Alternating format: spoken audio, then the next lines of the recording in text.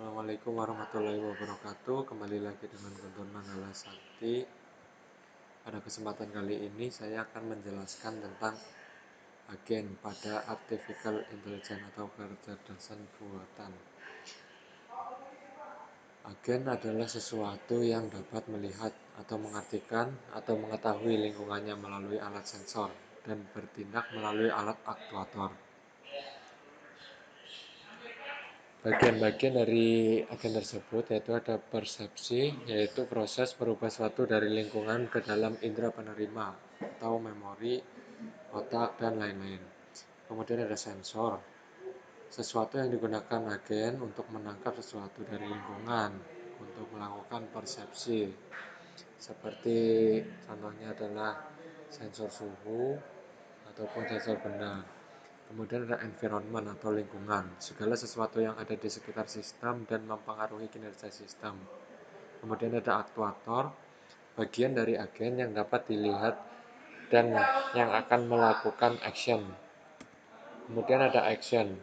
Action yaitu sesuatu yang akan dilakukan oleh agen dengan melakukan dan merubah lingkungan tersebut.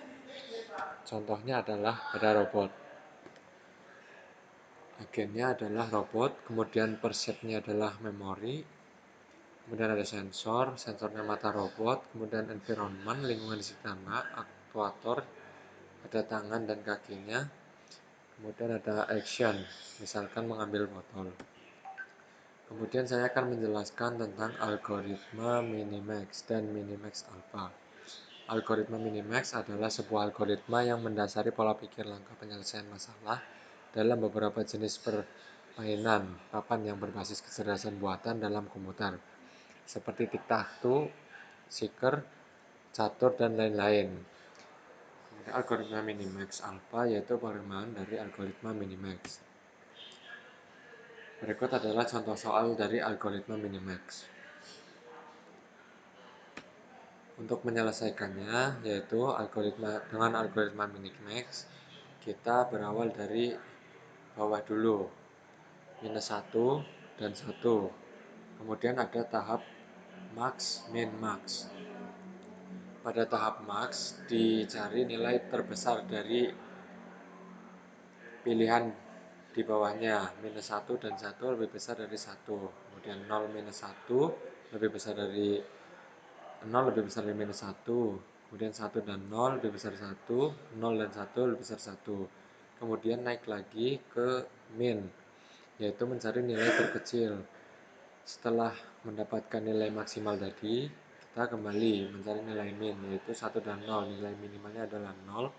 Kemudian 1 dan 1, nilai minimalnya adalah 1 karena mereka sama. Setelah itu naik ke puncak, mencari nilai maksimal. Nilai maksimal dari 0 dan 1, yaitu 1. Oleh karena itu, pilihan yang tepat adalah 1 untuk mendapatkan kemenangan di permainan tersebut. Setelah itu ada algoritma Minimax Alpha. Algoritma Minimax Alpha merupakan pengembangan dari algoritma Minimax, di mana apabila pada tahap min, jika alpha lebih besar atau sama dengan beta, maka pangkas. Kemudian pada tahap max, jika beta lebih kecil daripada alpha, maka pangkas, untuk menghemat langkah selanjutnya. Caranya yaitu dengan membandingkan minus 1 dan 1, nilai maksimalnya adalah 1. Setelah itu, 1 naik ke atas. 1 dibandingkan dengan langsung ke tahap bawahnya, 1 dan 0. 1 dan 0.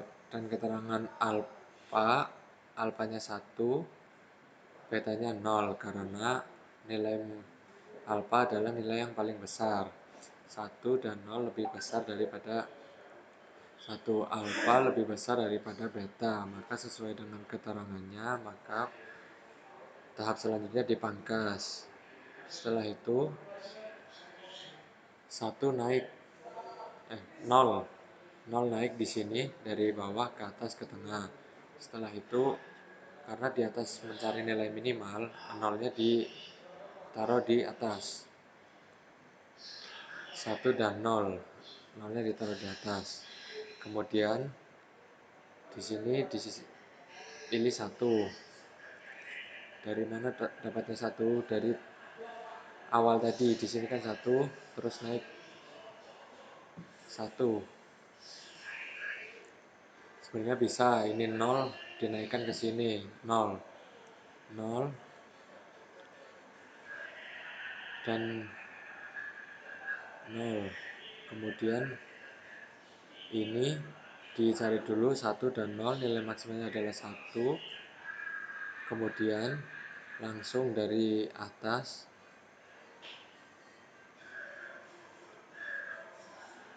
1 dan 1.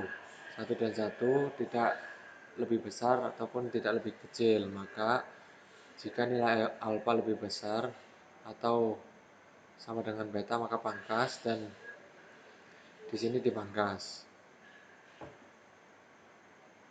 Lalu mendapatkan nilai 1. Setelah itu mencari nilai maksimal dengan cara membandingkan 1 dan 0, maka hasilnya 1. Begitulah keterangan dari algoritma minimax alpha.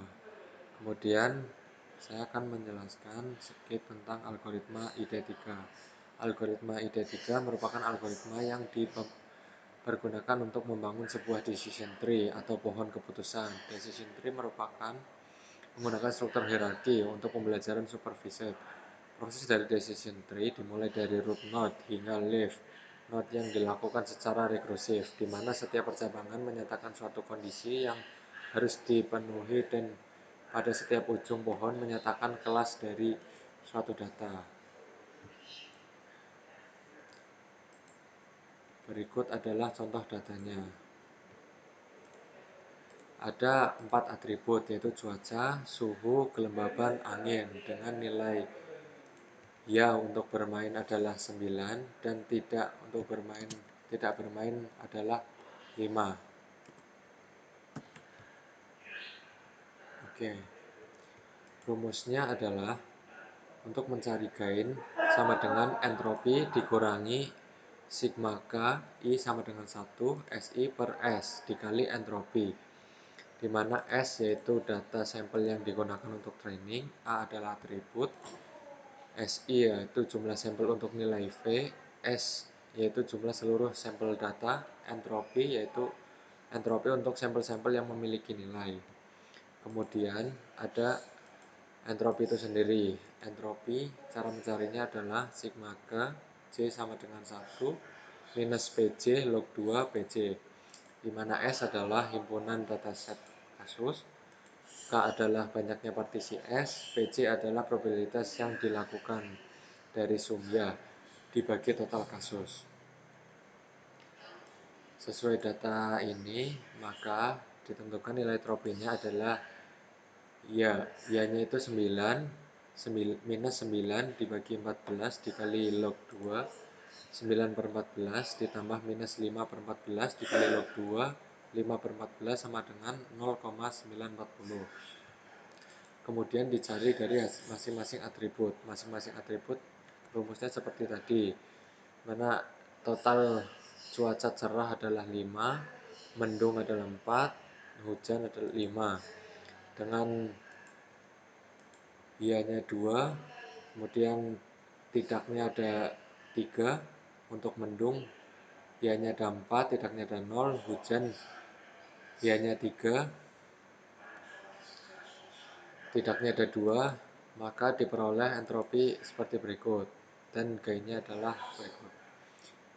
Kemudian suhu juga dengan nilai 4, total bermain ianya ada 2, tidaknya ada 2, entropinya 1.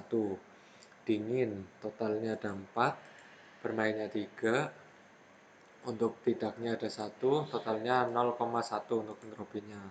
Kemudian suhu sedang totalnya ada 6, ianya ada 4, tidaknya ada 2, kemudian diperoleh entropi 0,83 dan gainnya adalah 0,029. Saat angin lemah terjadi 8 kemungkinan, ya untuk dia bermainnya ada 6, tidaknya ada 2, dan memperoleh nilai entropi 0,81. Kemudian jika angin kuat ada 6 kemungkinan, 3 ya dan 3 tidak, maka hasilnya adalah entropinya 1 dan memperoleh gainnya adalah 0,48. 0,048. Kemudian apabila kelembabannya tinggi ada 7 kemungkinan, untuk 3 bermain, 4 tidak dengan entropi 0,98 dan lembab normal ada 7 kemungkinan juga, 6 untuk ya dan 1 untuk tidak, maka entropinya adalah 0,59. Kemudian ada gainnya 0,15. Setelah itu dicari dari gain yang paling besar, yaitu cuaca. Setelah dicari cuaca, maka digunakan patokan untuk menghitung atribut-atribut lainnya untuk mendapatkan faktor apa yang paling berpengaruh untuk bermain. Mungkin itu video pembelajaran yang bisa saya sampaikan. Kurangnya mohon maaf. Sekian dan terima kasih.